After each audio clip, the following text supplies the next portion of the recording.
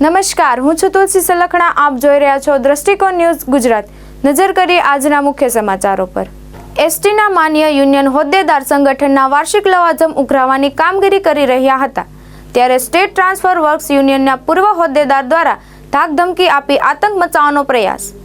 એસટીના માન્ય યુનિયનના હોદ્દેદાર સંગઠનના વાર્ષિક લવાજમ ઉઘરાવવાની કામગીરી કરી રહ્યા હતા.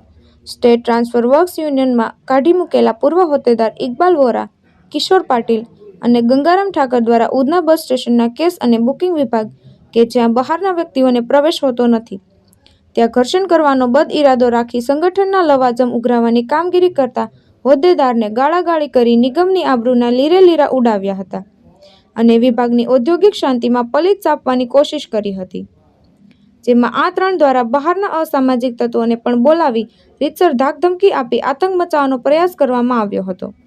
હવે જોવું રહ્યું એ કે પોલીસ અને એસટી વહીવટ આ ત્રણ પર કોઈ પગલાં ભરે છે.